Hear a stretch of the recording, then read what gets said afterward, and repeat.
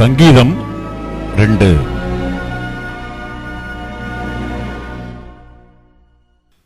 ஜாதிகள் கொந்தளித்து ஜனங்கள் விருதா காரியத்தை சிந்திப்பானேன்.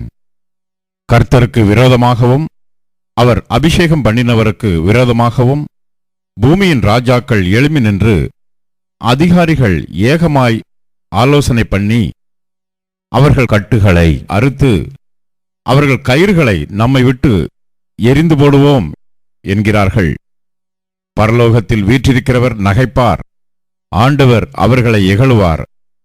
அப்பொழுது அவர் தமது கோபத்திலே அவர்களோடு பேசி தமது உக்கிரத்திலே அவர்களை கலங்க பண்ணுவார்.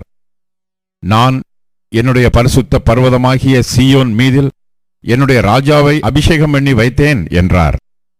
தீர்மானத்தின் விவரம் சொல்லுவேன். கர்த்தர் என்னை நோக்கி, நீர் என்னுடைய குமாரன், இன்று நான் உம்மை ஜனிப்பித்தேன். என்னை கேளும், அப்பொழுது ஜாதிகளை உமக்கு சுதந்திரமாகவும் பூமியின் எல்லைகளை உமக்கு சொந்தமாகவும் கொடுப்பேன். இருப்பு கோலால் அவர்களை நொறுக்கி குயக்கலத்தைப் போல் அவர்களை உடைத்துப் போடுவீர் என்று சொன்னார். இப்போதும் ராஜாக்களே, உணர்வடையுங்கள்.